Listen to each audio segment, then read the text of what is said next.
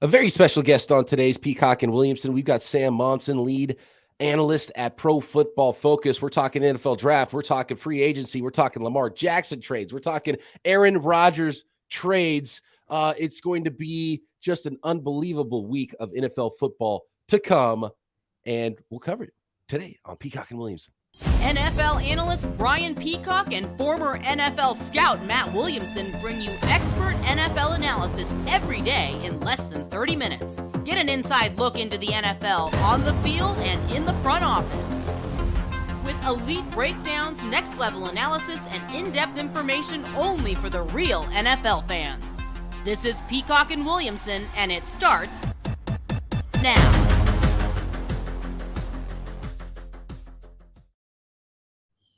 Welcome to the Peacock and Williamson NFL Show. Brian Peacock alongside Matt Williamson at BD Peacock at Williamson NFL on Twitter. Thanks everybody for making us your first listen here on the Locked On Podcast Network, your team every day. And as we get going today, it is my pleasure to bring onto the program lead analyst at Pro Football Focus. You can find him on Twitter at PFF_Sam, the great Sam Monson. Appreciate you, Sam. And I'm wondering, seeing your title, lead analyst, just makes me think, because I love the rapport you and Steve have on, on the PFF podcast. Are you the lead analyst? Does that put you one step above Steve? Well, so the thing about Steve's gig is that he has like a sort of split role within the company. So he's most of the time he's a product manager on the B2B side, dealing with teams, sort of building up our flagship team, our team product, the PFF Ultimate, PFF IQ. And then there's like a little slice of him that's carved off for the podcast and on the content side of things. So technically, we don't even acknowledge him as an analyst on the content side of things. He's just the guy that hosts the podcast. And me, I'm full time on that side of things. So I get the fancy title, and he just has to make do with his product manager gig in the background. I love that. And you can thank Chip Kelly for me not maybe trying to pack up and move to Cincinnati. I was a PFF analyst for a little over a year, did some stuff with the early days of like some infographics and was charting routes. And it was 2016, and I requested to chart routes for a lot of 49ers games. And it was the one Chip Kelly season for the San Francisco 49ers. And I was like, I just can't watch mesh concept anymore. And I can't do this. And so that was my one and done year at Pro Football Focus. But and to be honest with you, it was really cool to get a look behind the scenes while PFF was growing so much. And it's a fantastic resource. And I love seeing what you guys are doing.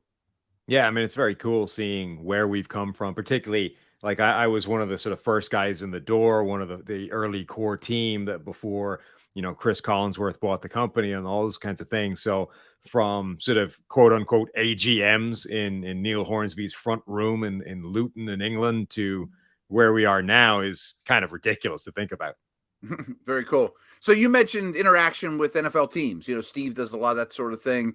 And if there's please don't give me any secrets or anything, but do all teams use your guys' service, or do some of them, or how does that work with your interaction with the league?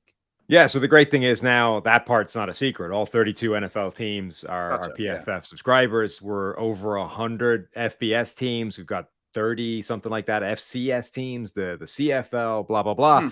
For a while, we couldn't name specific teams, right? They all sort of had it in the contract, so we can't really talk about it. So once we got to 32, we were able to say, well, all 32 teams are customers now. So there's no sort of there's no betraying confidences at that point. So getting to that 32nd team was a big deal for us because we could just say, yeah, your team's a PFF customer like everybody else. Sorry, what was the original question other than that? Was basically it. I was just curious how much interaction you guys had with the league, and is it everybody or not, or Yeah, so it is everybody. And, we were talking before we went on air that the combine was just there. And that's a couple of hours up the road for us from being home base at Cincinnati. So we get to bring a ton of guys to the combine, and it's kind of the check-in time for those guys, for the team side of things. All 32 teams are obviously there in Indy. And, we have a meeting with sort of everybody and kind of, what went well, what went badly from the sort of PFF process for them, and how can we make some improvements, all those kinds of things. So, yeah, it's an important kind of time of year for us checking in with the NFL teams and really sort of improving things on their end. Real quick, just so our listeners know, you guys had quite the setup at the combine. I was impressed. I mean, I had to walk past your guys' corner every day, several times to and from my hotel room. And it was like walking through a bad neighborhood. It was like, going through all you guys. I mean, you guys had it set up well. It was impressive. I just Plus, we've got Steve hanging out there. He's 6'10". He's intimidating. Yeah, right. He's like the muscle at the door. Yeah. right. Mike Parker is our guy that all of that is down to. He's been doing this for years. And again, from the first days of the combine, the first one we attended where like we hoped we might get a meeting with a team or two to now it's like this giant week-long sort of check-in with every team, all our everybody that shows up to this thing. It's again kind of crazy growth. Impressive. Fantastic stuff. Yeah, being a prospect hound myself, I remember Steve Palazzolo when he was a minor leaguer for the San Francisco Giants, and so that's pretty wild to see him on the football side of things. And there's ex PFF analysts that are now offensive coordinators in the NFL, passing coordinators in the NFL. So pretty wild, especially with how skeptical some people were with PFF. But I want to get into the nitty gritty here and some specifics as it pertains to the 2023 offseason, Sam. And let's start with the NFL draft and these quarterbacks. Is a team really going to trade, 3 first-round picks for a 5'10", maybe guy that plays at 195 quarterback? This is going to be wild with the NFL draft.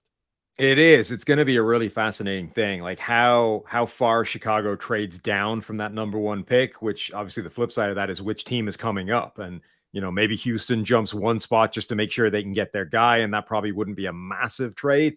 But the further down you go, the bigger the haul is going to be. Colts from 4 would make a lot of sense, but Raiders at 7 could be a team. The Panthers at 9, like Tennessee, I think drafts 11, and they may be blowing that thing up and look into the future and could be a team. You're right. The further down you go, the bigger that deal is going to look like. And Bryce Young is the presumed number 1 pick amongst these 4 quarterbacks for good reason. Like, I think Bryce Young has the best tape of any of these guys. I think we've heard a lot of people say this, but if he was 6'2", 220 pounds, we would be talking about one of the best prospects to come into the NFL for years, right up there with the Trevor Lawrences, those kinds of things. But he isn't. He's very not.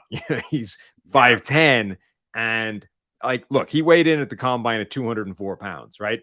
A gallon of water is 8 pounds. So the absolute highest I am willing to believe he weighs is 194 pounds. And honestly, I think he can probably take off 10 more pounds to get him back to his playing weight. The guy's 185 pounds. That's just the reality of what we're talking about here. Which 204 is going to be the heaviest he ever is in the next 10 years. Exactly. Yeah. No doubt. And, we just need to accept that as a reality. Like, that is what we're talking about here. But that doesn't mean he can't play in the NFL and play at a really high level. He was that size in the SEC playing at Alabama and was the best quarterback in the nation. Like, he is an incredible talent. He has incredible tape.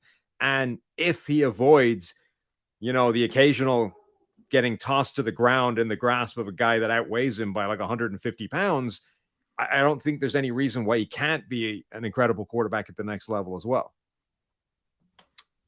A little bit more with Bryce Young here. And if you believe in Bryce Young, I would have a couple of worries. Obviously, size is one. And even if you get it right, does he get folded in half? But you think that Bryce Young is, I don't know, I'm a Niners guy. So I go to Joe Montana, who was not a physically impressive dude, but had a lot going on with him, right? You basically think he's a surgeon out there because while he's not, it's not like he was, because Kyler Murray was a little thicker, right? But he also had a great arm and was unbelievably athletic. And Bryce Young is athletic and has a good arm, but he doesn't have that thing that knocks you out physically at all, and is an outlier with size too. So I wonder, it's going to be hard to talk teams into it. And I think, okay, if he falls to you, if you're at pick 4 and Bryce Young's on the board, you're like, oh, let's draft him. But the trading up part is really hard for me to wrap my brain around, because I know how an NFL team operates, and they hate small guys. They do. But you're right. Like, if you're going to be that size, you need to have something special. You need to have some kind of calling card that makes you go, okay, we don't care about the size because this is incredible. And, with Kyler Murray, it was the speed and the athleticism and the arm and all those other things. But with Bryce Young, his special trait is anticipation. I don't think I've seen a quarterback come into the NFL that throws with better anticipation than he does in years, like a long, long time, to the point where I can't think who the guy would be that has better anticipation than he does right now. Like Mac Jones, that was the thing he was best at, and he's better at it than Mac Jones was. Like, that's the thing that's special with Bryce Young. And even when you look at like his interceptions, if you just pull up all of his college interceptions and watch them one after the other, half of them from a process standpoint, I actually kind of think are good plays. Like he's anticipated so much that he's put the ball in the air and like the receiver gets kind of cut off or something happens, and it ends up getting picked off. But like when you're breaking that down, there are quarterbacks where you put up an interception. You're like, all right, you're going to need to spend the next 2 minutes explaining to me what the hell happened on this play because I don't even understand what you were doing. Yeah. With Bryce Young, you can see what happened on pretty much every one of these interceptions, and it's not terrible. You know what I mean? So when his worst plays, you're almost making excuses for half of them. I think that kind of tells you the sort of quarterback he is and how good he is across the board as a baseline. And that's the thing that's going to make him survive at the NFL level and thrive if he's going to do it. So to bring it back to PFF, is he off the charts with big time throws versus turnover worthy plays? I think that's the phrases you guys use, right? Right. He's not off the charts, but he's really high. I mean, his big time throw rate is very good. His turnover worthy play rate, though, is the thing that's like incredible. He's got 2 seasons back to back with a 2.0% turnover worthy play rate, which is really low. Like very much so. Justin Herbert led the NFL for the second year in a row last season at 1.7%.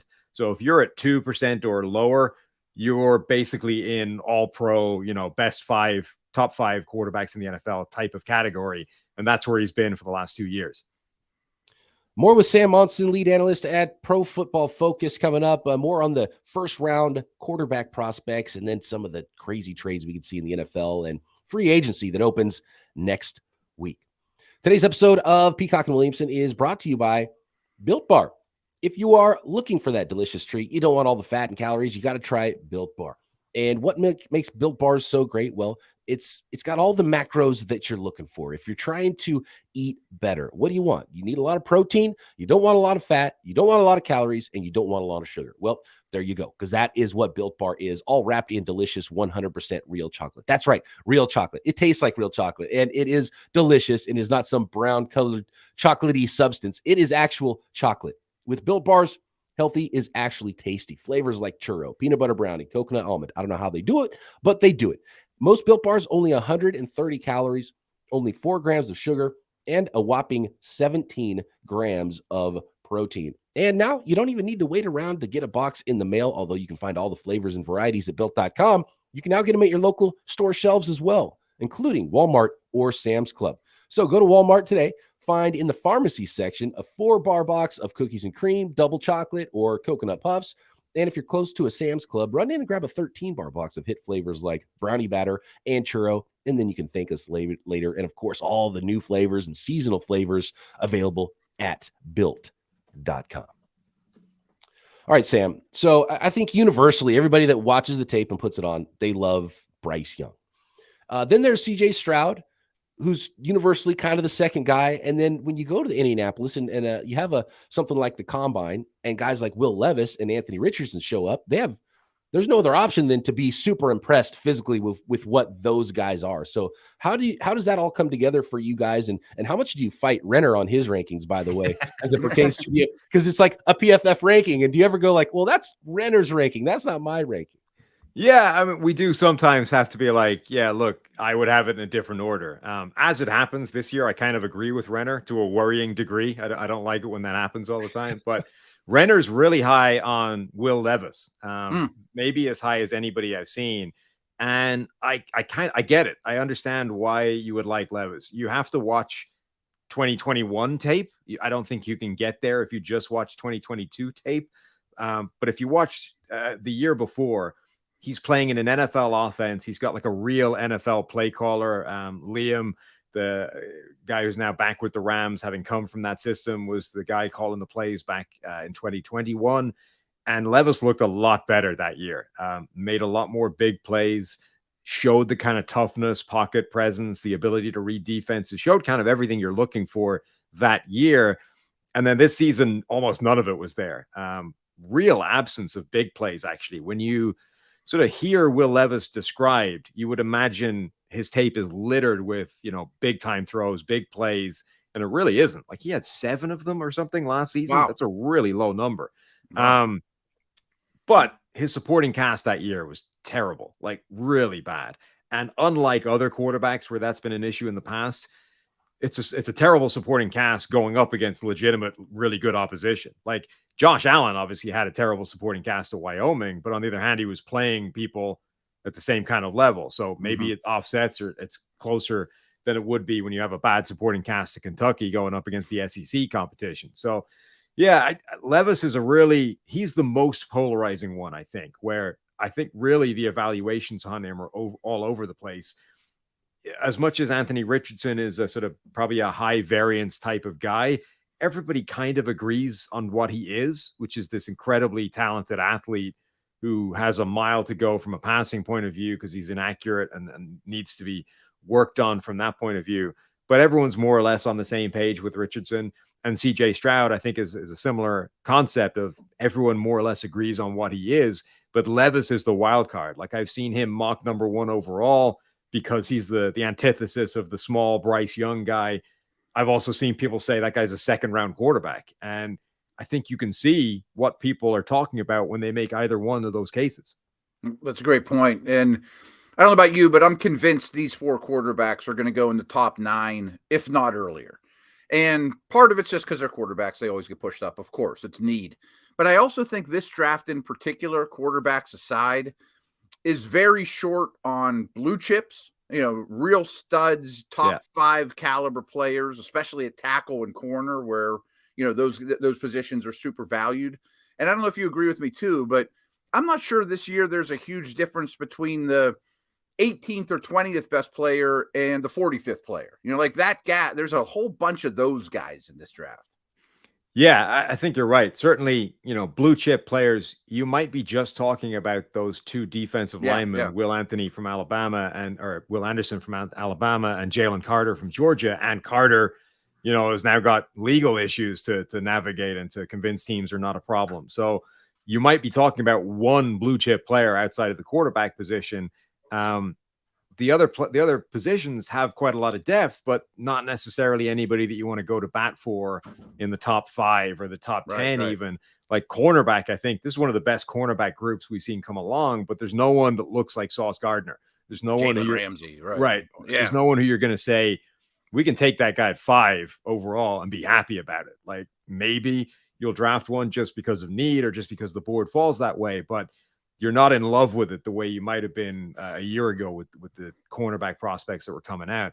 And I agree with you. I think the depth in this draft is that sort of the next tier down is very homogenous. There's a ton of guys that are going to be ranked very similarly. And we might see a bunch of teams trying to trade down as soon as you get into the middle of the first round, because the margin between the prospects is minimal and you can get extra draft picks.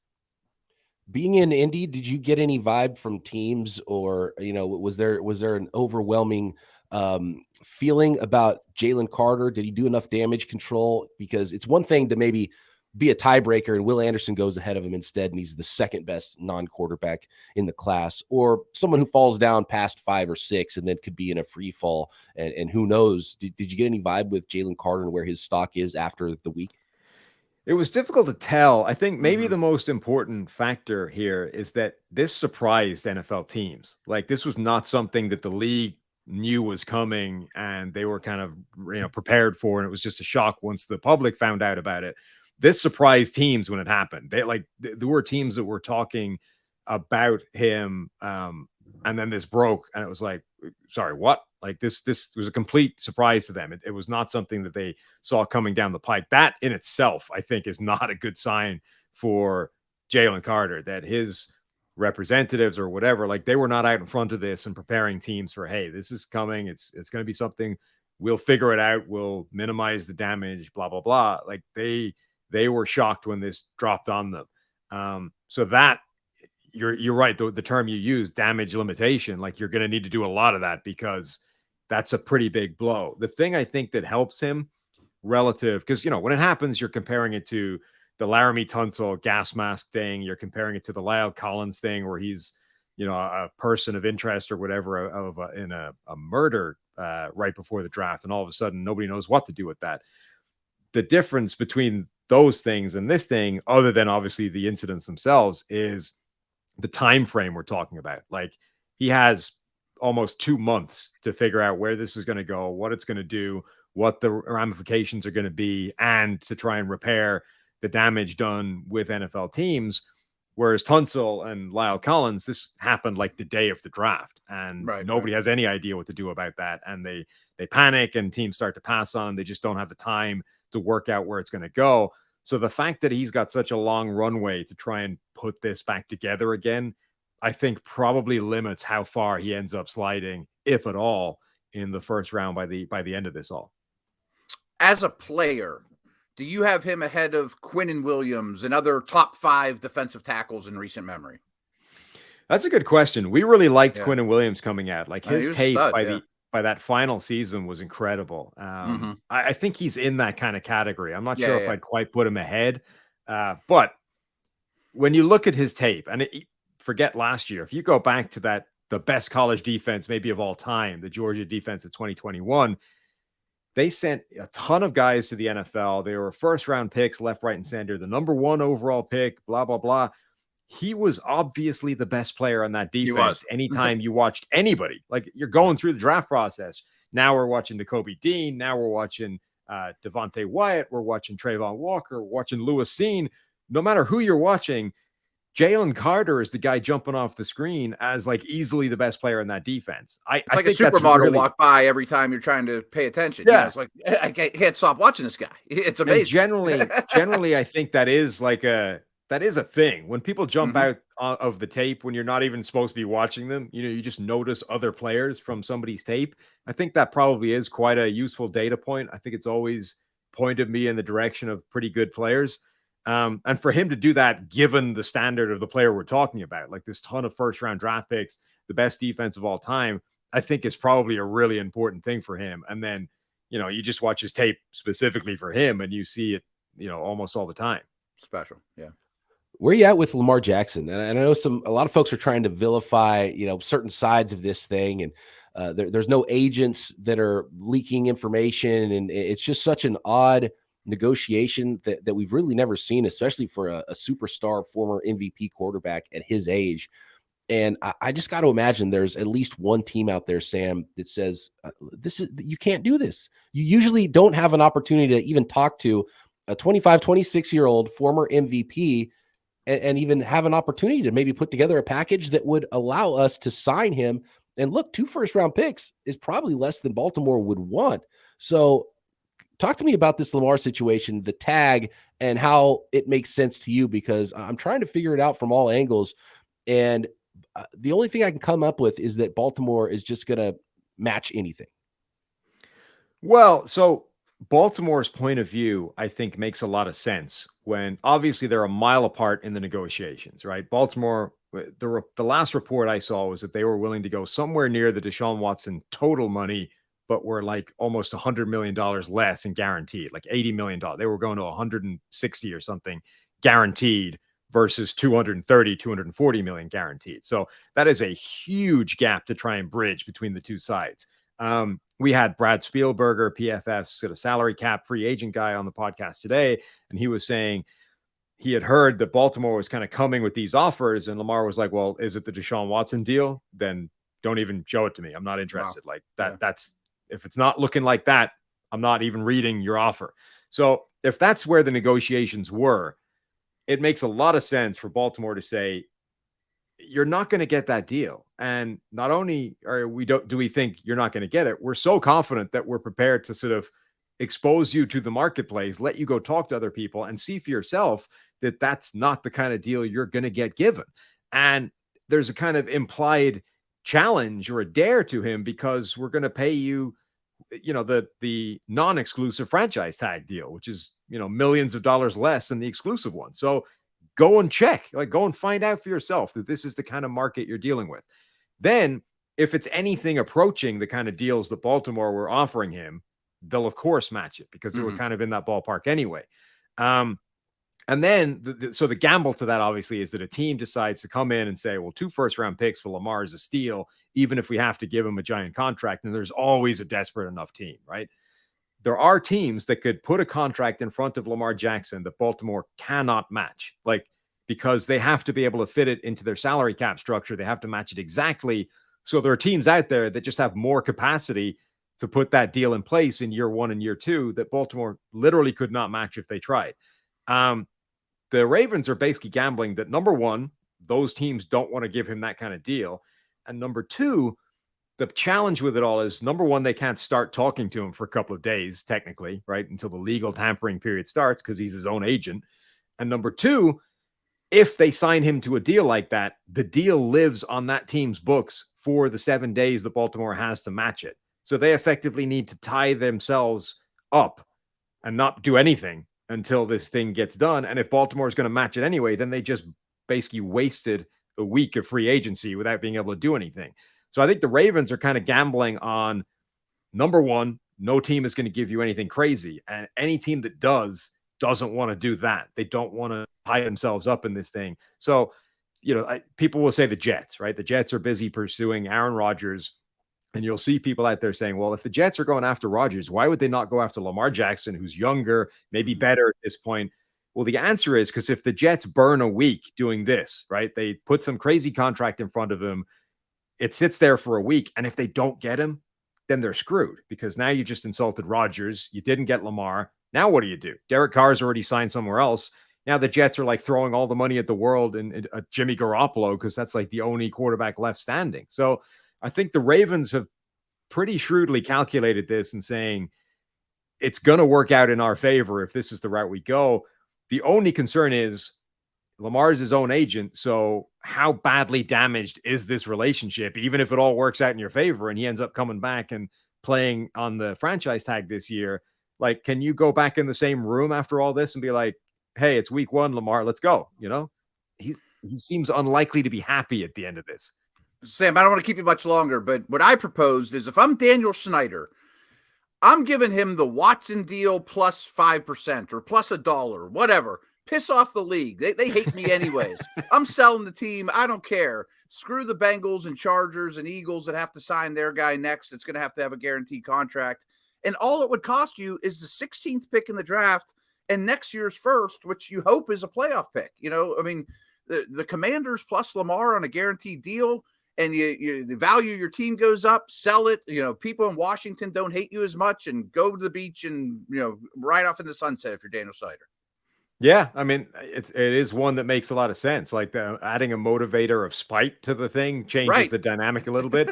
The only downside to Daniel Snyder in that scenario is the guy's trying to get out as it is, and you've got to put $250 million in an escrow account for this to happen. So that's probably the thing that stops that happening. But I'm with you. Like that's the kind of thing that it needs to sort of change the dynamic, right? Like, there was one team desperate enough to give the Deshaun Watson contract a year ago, and they're no longer in the market, right? Like, the reason Atlanta doesn't have Deshaun Watson or New Orleans doesn't have Deshaun Watson is because they weren't willing to go where the Browns went. The Browns were told they were out, and then they came back in with this and said, what about now? And that changed everything.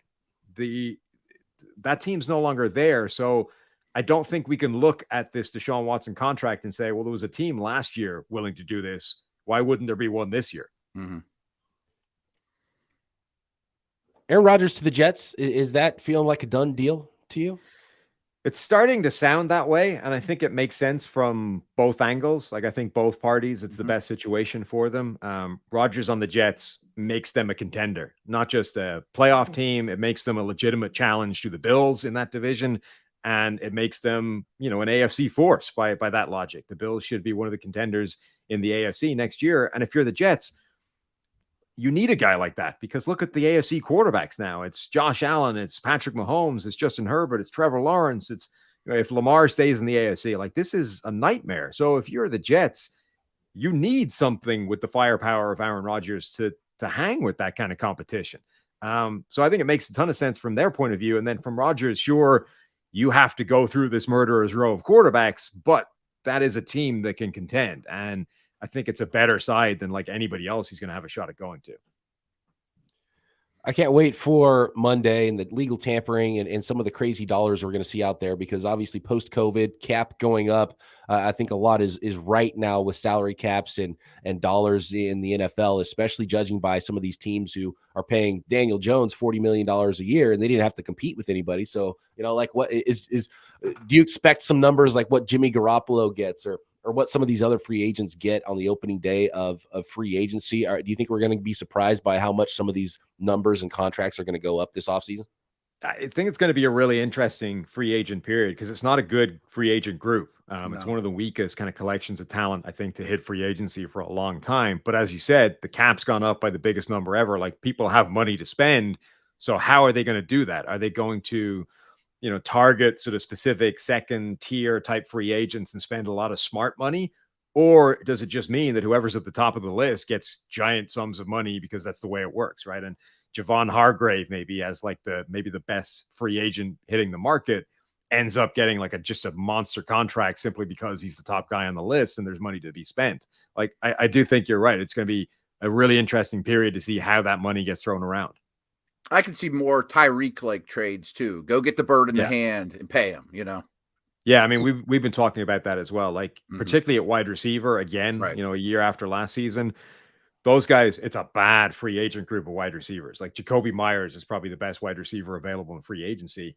When you start looking at the draft, like, the criticism of this class is, well, there's no Jamar Chase, there's no, true number one guy. So obviously DeAndre Hopkins is out there as a deal that can get done, Brandon Cooks, but if you were prepared to throw a first round pick to Cincinnati or San Francisco for T. Higgins or Brandon Ayuk, like Cooper Kupp. Yeah. I mean, there's deals I think that could be done, and maybe teams aren't even looking to trade away those guys. But if somebody gives you an offer of a first round pick and a third round pick, like the AJ Brown deal, and they're prepared to give them the contract at the end of it all, like, that's going to be pretty difficult to turn down.